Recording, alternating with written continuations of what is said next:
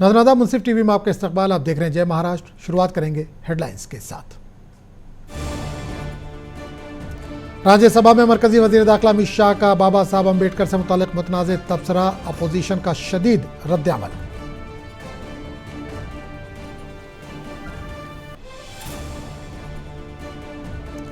Doctor बाबा साहब अम्बेडकर के पोते प्रकाश अम्बेडकर ने कहा, बाएं बाजू ने आज तक डॉक्टर अम्बेडकर को नहीं किया तस्लीम।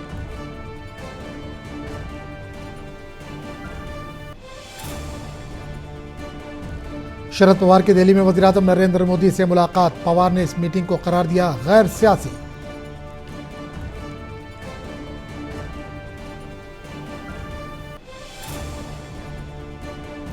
रियासत भर में आज मनाया गया अक़लियतों के हुकूक का दिन। अक़लियती मसाइल को हल करने के लिए जरूरी इक़दामात पर दिया गया जोर।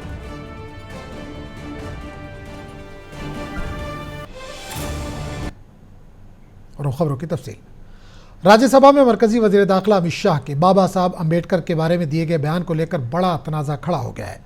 वंचित बहुजन आघाड़ी के सदर डॉक्टर बाबा साहब अम्बेडकर के पोते प्रकाश अम्बेडकर ने भी अमित शाह पर शदीद तनकीद की। प्रकाश अम्बेडकर ने कहा कि बाएं बाजू ने आज तक डॉक्टर अम्बेडकर को तस्लीम नहीं किया। वादे कि अमित शाह ने कहा था कि अम्बेडकर का नाम लेना एक फैशन बन गया है। 47 हो, 48 हो, 49 ये जो साल है उस वक्त भी आरएसएस है, बीजेपी आरएसएस है, हिंदू महासभा है, साधु संतों का जो संगठन है, इन्होंने उस वक्त बड़ी पैमाने पर बाबा साहब के खिलाफ एक आंदोलन चलाया था और जो बुनियादी बदलाव जो समाज में वो लाना चाहते थे उसका उनको विरोध था। आज मैं समझता हूं कि अमित शाह की जो मानसिकता है वो वही मानसिकता है और कल के उनके वक्तव्य से वो दोबारा लोगों के सामने आई ऐसी एक परिस्थिति है। मैं यही कहूंगा कि चाहे राइट विंग पार्टियां हो, भारतीय जनता अभी जो है, आरएसएस जो है, ये अभी भी बाबा साहब को स्वीकारने के लिए तैयार नहीं है, ऐसी एक परिस्थिति है और वही हालत जो है वो कांग्रेस की है, ऐसा मैं मानता हूं। मैं इतना ही कहूंगा कि सेंट्रल हॉल में बाबा साहब का जो तेल चित्र लगा वो वीपी सिंह के वक्त लगा और वो अगर शायद नहीं होते तो मेरे ख्याल से लगता है नहीं लगता है इसका भी सवाल वहां पर उठता है, समय मान के चल। तो इसलिए जो क्लेम करने वाले हैं जो उन्होंने अपना इतिहास, ये पूरा फेडरल स्ट्रक्चर पे घात है। स्टेट्स की जो ऑटोनॉमी है उसको खत्म करने की बात है। मैंने जैसे उद्धव ठाकरे ने पार्लियामेंट में बाबा साहब अम्बेडकर पर अमित शाह के बयान पर सख्त एतराज जाहिर किया। अमित शाह ने अपने बयान में कहा था कि अम्बेडकर का नाम लेना एक फैशन बन गया है। उद्धव ठाकरे ने नीतीश कुमार और चंद्रबाबू नायडू से भी पूछा कि क्या वो अमित शाह के इस बयान की हिमायत करते हैं। उद्धव ठाकरे ने मजीद कहा कि बाबा साहब अम्बेडकर ने अमित शाह जैसी सोच की वजह से अपना मजहब तब्दील किया था। सुना है ना आपको, ये अब इस तरीके से कल अमित शाह राज्यसभा में उन्होंने कहा, एक गुस्ताखी की उन्होंने और महामानव डॉक्टर बाबा साहब अम्बेडकर का नाम लेते लेते उन्होंने कहा कि अब ये तो फैशन हुई है, अम्बेडकर अम्बेडकर अम्बेडकर अम्बेडकर। मैंने सुना है ना आपको, ये अब फैशन हुई है। इतने बार अगर आप भगवान का नाम लेते तो शायद 7 जन्म में आपको स्वर्ग में स्थान मिल जाता। आप होते कौन हो? अम्बेडकर जी ने जो एक व्यक्ति ऐसी है, किसी पक्ष की सीमा उनको लागू नहीं होती। हर एक के दिल में महामानव डॉक्टर बाबा साहेब अम्बेडकर जी के लिए एक स्थान है और जिन्होंने संविधान हमें दिया, उनका अपमान जिस तरीके से भाजपा कर रही है वो हमें तो मंजूर नहीं है। और इसलिए अब क्या भाजपा और राष्ट्रीय स्वयंसेवक संघ अमित शाह जी के ऊपर कुछ कार्रवाई करने वाले हैं या उन्होंने खुद कहा था अमित शाह जी को कि ये बात कहो? अब ये देखना होगा। और मैं तो कहता हूं कि बाकी सारे जो पार्टियां हैं जिन्होंने भाजपा को समर्थन दिया है, वो चाहे चंद्रबाबू हो या नीतीश कुमार हो या महाराष्ट्र में हमारे गद्दार लोग हैं और अजित पवार। राज्यसभा में मरकजी वजीर दाखिला के हालिया बयान पर शिवसेना यूबीटी एमपी प्रियंका चतुर्वेदी ने कहा कि बीजेपी आइन से बढ़कर डॉक्टर अम्बेडकर की मुखालफत करती है।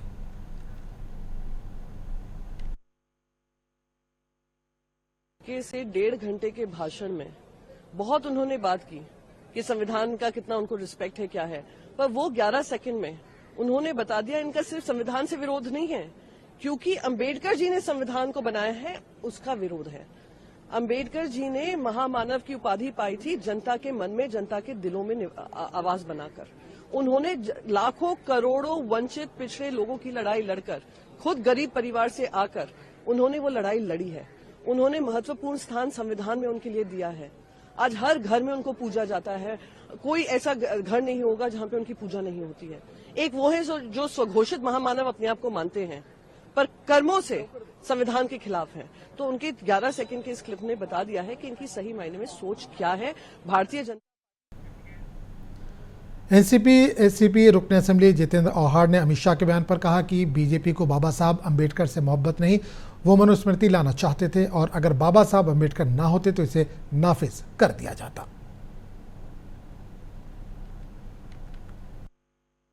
उनको यही समझा नहीं है, ये फैशन नहीं है, पैशन है। ये हमारे अंतरात्मा की आवाज है अम्बेडकर। हमें इंसान करके जीने को जो मिला है ना, हम नरक में थे, हमें स्वर्ग तो मालूम ही नहीं कहाँ है, पर हम नरक में थे। उस नरक से बाहर अगर किसी ने निकाला तो डॉक्टर बाबा साहब अम्बेडकर ने निकाला है। आप जिसको फैशन कहते हैं ना, उसको हम पैशन कहते हैं, दिल की आवाज।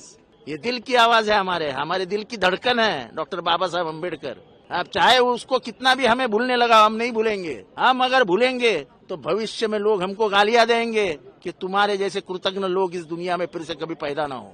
पावर नहीं, उनको अंबेडकर के प्रति इनको प्यार ही नहीं है कि ये मनुस्मृति के वारिसदार है ना, इनको मनुस्मृति लानी थी। और डॉक्टर बाबा साहब अम्बेडकर नहीं रहते तो मनुस्मृति आ जाती। रोका किसने? डॉक्टर बाबा साहब अम्बेडकर ने। तो इनके मन में गुस्सा है ही बाबा साहब के खिलाफ। समाजवादी पार्टी के एमएलए अबू आसिम आजमी ने अपने तबसरे में कहा कि बीजेपी दलितों और अक़लियतों के खिलाफ है और आइन को ख़त्म करना चाहती है। इन्होंने कहा कि मुल्क के हर फर्द को डॉक्टर अम्बेडकर की खिदमत को याद रखना चाहिए।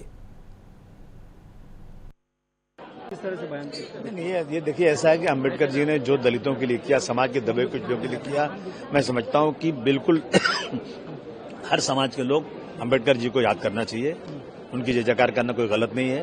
वो लोग जो दलितों के खिलाफ हैं, माइनॉरिटीज के खिलाफ हैं, जो इस संविधान को कहीं न कहीं से खत्म करना चाहते हैं, जो दलितों का रिजर्वेशन भी बैकडोर से किसी तरह से सारी फैक्ट्री, सारी इंडस्ट्री, सारी प्रॉपर्टी बेच करके उसमें रिजर्वेशन खत्म कर दिया, हो गया, तो ये दलितों के खिलाफ है। दलित अगर उनको मानता है तो मैं समझता हूँ देश के हर व्यक्ति को डॉक्टर भीमराव अम्बेडकर को याद करना चाहिए, उनकी जय जयकार करना चाहिए। कांग्रेस हो रहा है, ये बिल्कुल हो रहा है, वो गलत हो रहा है और इस तरह की बातें करना मैं समझता हूँ उसकी निंदनीय है, ऐसी बातें करना। तो दूसरी तरफ देखने गए तो कल उद्धव ठाकरे और देवेंद्र फडणवीस की मुलाकात हुई है, किस तरह से देखते हो? अब दोनों एक ही आइडियोलॉजी वाले हैं। अब ऐसा लगा कि बजाय अब जो इनकी सीटें कम हो गई उद्धव जी की, तो उन्होंने फिर कहा हम हिंदुत्व का मुद्दा छोड़ेंगे नहीं। तो इस दोनों की आइडियोलॉजी एक ही है, तो कहीं न कहीं अब अंदर कुछ बात हो रही है कि मैं क्या बता सकता हूँ। ये आने वाले टाइम पे नहीं, हम कुछ नहीं कह सकते, लेकिन दोनों की आइडियोलॉजी एक ही, दोनों को एक ही वोट बैंक पे काम करना है। वोट बैंक उद्धव जी का खिसक रहा है कि उन्होंने वो जरा डाइल्यूट हो गए। अमित शाह के खिलाफ अपोजिशन मेंबरान पार्लियामेंट के एहतजाज पर शिवसेना के रुकन पार्लियामेंट मिलिंद देवड़ा का कहना है कि वो सिर्फ फर्जी बयानियां फैलाते हैं। लोकसभा इंतखाबात के दौरान भी इन्होंने ये बयानियां फैलाया था कि वज़ीर-ए-आज़म मोदी आइन बदलेंगे। मिलिंद देवड़ा ने कहा कि अपोजिशन आज पार्लियामेंट में खलल डालें और लोगों को गुमराह करने के लिए एक फर्जी बयानियां तैयार कर रही है। देखिए, अफसोस की बात है कि विपक्ष के कुछ लोग केवल फेक नैरेटिव को सबसे पहले शुरू करना और बार बार रिपीट करना, यही उनकी आदत है। लोकसभा चुनाव में भी उन्होंने ऐसे एक फेक नैरेटिव चलाया कि मोदी जी यदि प्रधानमंत्री बनेंगे तो संविधान बदल देंगे, इलेक्शन समाप्त हो जाएगा। वैसे ही आज एक फेक नैरेटिव तैयार कर रहे। मैं स्वयं सदन में था कल, जब माननीय गृह मंत्री जी ने अपने भाषण किया, उस समय विपक्ष का एक भी नेता खड़ा नहीं हुआ। तो ये केवल पार्लियामेंट को अजर्न करने के लिए, पार्लियामेंट को डिसरप्ट करने के लिए और एक प्रकार से लोगों को गलत तरह से गुमराह करने के लिए ये फेक नैरेटिव चलाते हैं। लोकसभा के समय भारत की जनता ने उनके इन फेक नैरेटिव्स को सिरे से नकार दिया। उसके बाद हरियाणा और महाराष्ट्र की जनता ने। तो अमित शाह के बयान को लेकर कांग्रेस की जानिब से प्रेस कॉन्फ्रेंस की गई और अमित शाह के इस्तीफे की मांग की गई है। आगे बढ़ेंगे। एनसीपी एससीपी के सरबराह शरद पवार ने अनार के किसानों के साथ पार्लियामेंट में वज़ीर-ए-आज़म नरेंद्र मोदी से मुलाकात की और इन्हें अनार पेश किया। मीटिंग के बाद पवार ने मीडिया को बताया कि मीटिंग के दौरान कोई सियासी बातचीत नहीं हुई। ये मीटिंग महाराष्ट्र के असेंबली इंतखाबात में महाराष्ट्र विकास अघाड़ी को बीजेपी के ज़ेर क़यादत महायुति के हाथों शिकस्त के चंद हफ्तों बाद हुई। इतलात के मुताबिक शरद पवार ने वज़ीर-ए-आज़म को खत लिखा था जिसमें इन्हें अगले साल फरवरी में तलकटोरा स्टेडियम में मुनक़िद होने वाले 98वें मराठी साहित्य सम्मेलन का इफ्तिताह करने की दावत दी थी। पीएम से मुलाकात के बाद पवार ने किसानों के साथ राज्यसभा के चेयरमैन जगदीप धनखड़ से भी मुलाकात की।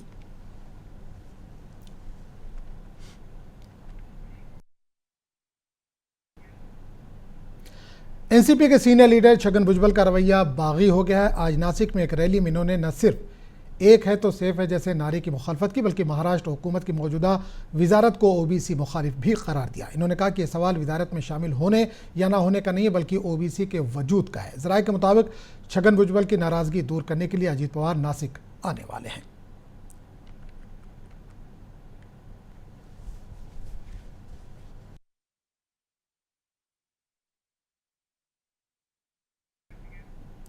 कांग्रेस के रियासती सदर नाना पटोले ने कहा कि महाराष्ट्र की महायुति हुकूमत को अवाम का मैंडेट हासिल नहीं है। इन्होंने कहा कि यह सरकार ईवीएम के जरिए चुनकर आई है।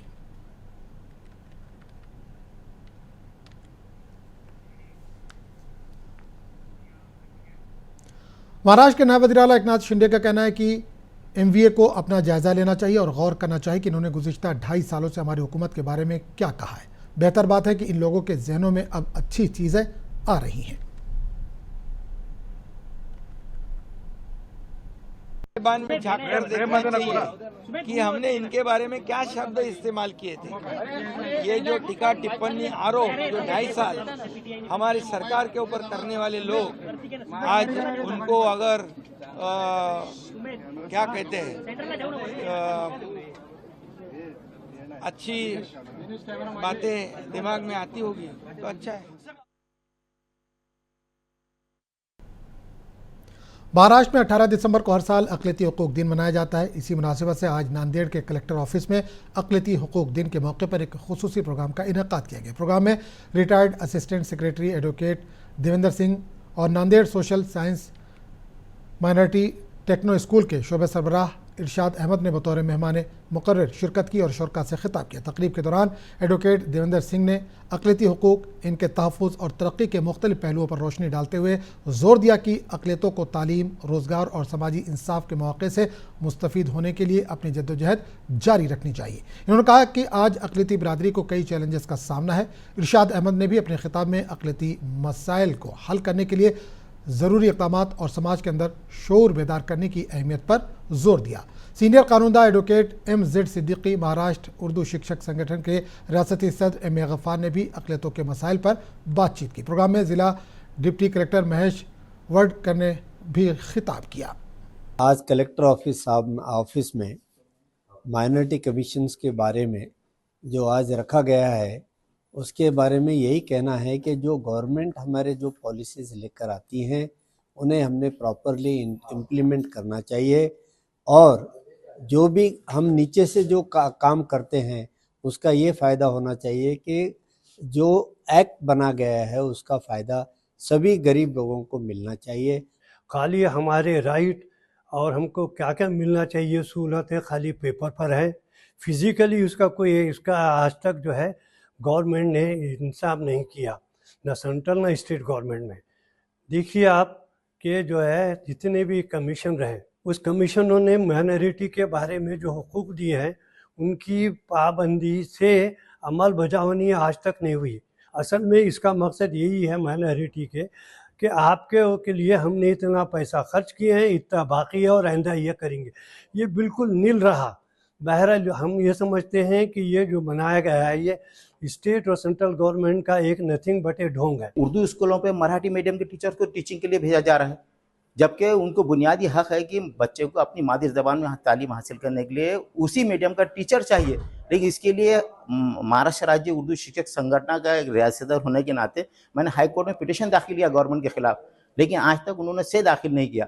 इससे आज महाराष्ट्र में पवित्र पोर्टल के जरिए 154 मराठी मीडियम के टीचर्स को उर्दू स्कूलों में भेजा गया है। ये सरासर नाइंसाफ़ी है। भारत का रहे या बाहर का रहे, कोई भी, हर शासन इसका इम्प्लीमेंट करने का और इसका ख्याल रखने का हरदम कोशिश करता है। लेकिन जैसे इरशाद जी ने बात बताई कि उसका इम्प्लीमेंटेशन दिखता नहीं, होता है लेकिन दिखता नहीं।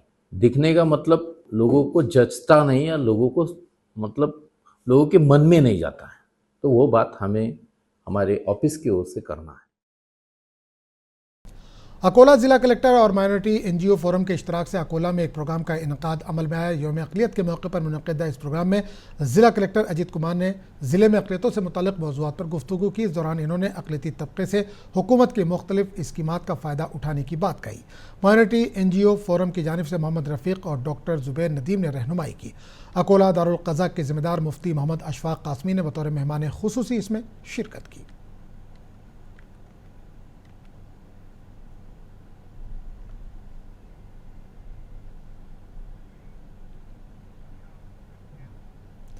जालना में अक़लियती हुकूक़ के दिन के मौके पर ज़िला कलेक्टर ऑफिस में एक प्रोग्राम का इनकाद अमल में आया। मरकज़ी हुकूमत की जानिब से अक़लियती तबके के लिए बहुत सी स्कीमें हैं, लेकिन ज़िले सतह पर मुनासिब तशहीर न होने की वजह से अक़लियती तबका स्कीमों से महरूम रहता है। एनसीपी लीडर और मौलाना आज़ाद इकनॉमिक डेवलपमेंट कॉरपोरेशन के रुकन शाह आलम खान ने यह रद्दअमल ज़ाहिर किया। इस मौके पर मौलाना आज़ाद इकनॉमिक डेवलपमेंट कॉरपोरेशन की तरफ से दिए गए कर्ज़े भी तकसीम किए गए। इन्होंने आला तालीम के लिए बैरून मुल्क जाने वाले तलबा से भी अपील की कि वो इस स्कीम से फ़ायदा उठाएँ। पहले तो मैं सबको आज अल्पसंख्यक हक दिवस 18 दिसंबर की सबको मुबारकबाद देता हूँ। और आज 12 बजे हमारे आदरणीय एडिशनल कलेक्टर गायत्री मैडम इनकी अध्यक्षता में एक कलेक्टर ऑफिस में मीटिंग हुई। उसमें 15 पॉइंट्स प्रोग्राम, 15 नुकाती कार्यक्रम जो होता है आदरणीय प्रधानमंत्री योजना का, उसके ताल्लुक से हमने मैडम को बताया। हमने बताया कि सेंट्रल से स्कीमें आती है, महाराष्ट्र शासन से स्कीमें आती है, लेकिन वो आकर जिला कलेक्टर ऑफिस में रुकती है और वहाँ से सही पेपरों में जाहिरात नहीं जाती और हमारे लोगों तक वो पहुँचे तक वो फंड लैप्स हो जाता और हमें बताया जाता कि आपके पास ज़्यादा प्रतिशत नहीं मिला करके वो फंड लैप्स हो गया। तो हमने ये भी विनती करे और हमने ये भी बताया कि भाई हक दिवस, अल्पसंख्यक हक दिवस के दिन ही ये सब चर्चा होती, लेकिन ये जो साल भर का जो पीरियड रहता इसमें उसमें ज़्यादा अमलबजानी नहीं होती। हमारी आपसे विनती है मैडम कि आप उस पर अमलबजानी कराएं और हमारे लोगों के काम कराएं। और पेपर में जैसी स्कीम आती है महाराष्ट्र शासन से या सेंट्रल गवर्नमेंट से, उसको जो पेपर अल्पसंख्यक समाज ज़्यादा पढ़ते हैं उन पेपरों में भी उसकी जाहिरात दी जाए। कांग्रेस अक़लियती महकमे की जानिब से अक़लियती तलबा के लिए प्री मैट्रिक स्कॉलरशिप को दोबारा शुरू करने का मुतालबा किया गया है, जिसे मरकज़ी हुकूमत ने रोक दिया था। आज यौम अक़लियती हुकूक़ के मौके पर ज़िला कलेक्टर को एक दरख्वास्त दी गई। ये भी मुतालबा किया गया कि परभनी में हुए वाक़े की जाँच SIT के ज़रिए कराई जाए।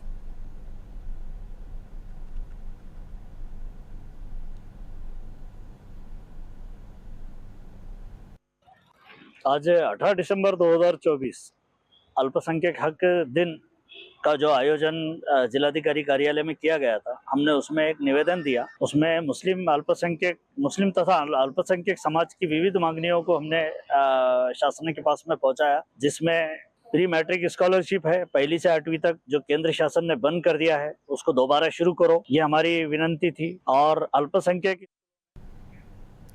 दावत इस्लामी हिंद के फलाही शोबे गरीब नवाज रिलीफ फाउंडेशन की जानिब से जलगांव के भुसावल में सर्दियों के मौसम में मुस्तहिक अफराद में कंबल की तकसीम की गई। दावत इस्लामी इंडिया के ज़िला सदर ज़ुबैर अत्तारी ने इन तमाम अतिया दहिंदगान और रज़ाकारों का शुक्रिया अदा किया, जिनकी शराकत से ये सरगर्मी मुमकिन हो सकी है।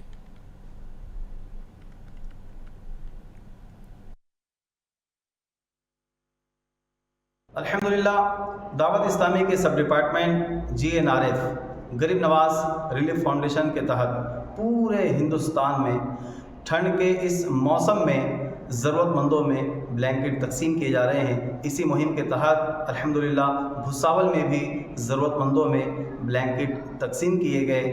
आपसे गुजारिश है, आप जहां पे मुझे सुन रहे हैं, आप भी इस मुहिम का हिस्सा बनने की कोशिश कीजिए।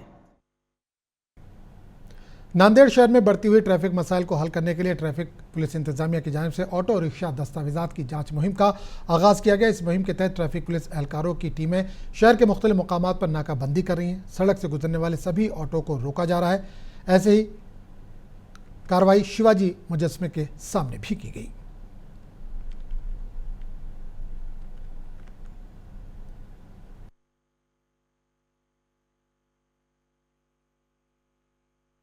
आदरणीय एसपी सर आदेश अनुसार सिटी में ट्रैफिक का बहुत बड़ा इशू है, तो इसके अनुसार एक ट्रैफिक का मुहिम लिया गया है।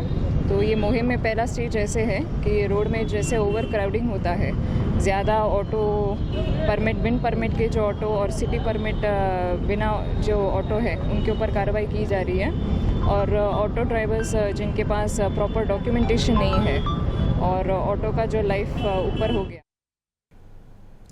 अमरावती जिले में गुज़िश्ता 4-5 दिनों से सर्दी बढ़ गई है और लोग सर्दी से बचने के मुख्तलिफ तदाबीर इख्तियार कर रहे हैं। महकमे मौसमियात के मुताबिक ठंडी हवाएं आइंदा चंद रोज़ तक जारी रहेंगी। इस शदीद सर्दी से नज़ला और खांसी के मरीजों की तादाद में इजाफा हुआ है।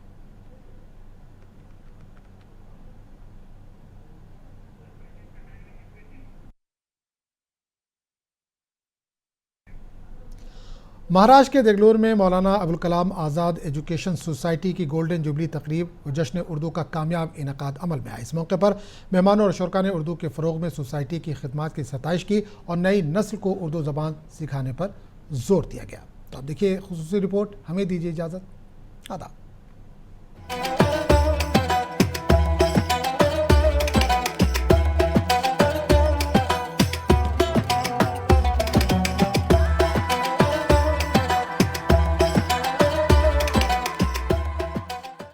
मौलाना अबुल कलाम आज़ाद एजुकेशन सोसाइटी देगलूर जिले नांदेड़ के क़याम के 50 साल मुकम्मल होने पर गोल्डन जुबली तकरीब और जश्न उर्दू का इनेकाद किया गया। सोसाइटी की जानिब से मुख्तलिफ सरगर्मियां अंजाम दी गई। मौलाना अबुल कलाम आज़ाद हाई स्कूल व जूनियर कॉलेज से ईदगाह तक, फिर ईदगाह से मौलाना आज़ाद हाई स्कूल तक तालीमी रैली निकाली गई, जिसमें असातिज़ा, तलबा व तालिबात ने हिस्सा लिया। तकरीरी मुकाबले बउनवान मौलाना अबुल कलाम आज़ाद हयात व खिदमात, तालीम निस्वा और मुसलमानों की तालीमी पसमानदगी के उन्वान पर रखे गए, जिसमें सोसाइटी के तमाम स्कूलों से तलबा व तालिबात ने शिरकत की। इसके साथ कैलीग्राफी व मेहंदी डिजाइन के मुकाबले भी रखे गए थे। जश्न उर्दू नुमाइश का भी एहतमाम किया गया।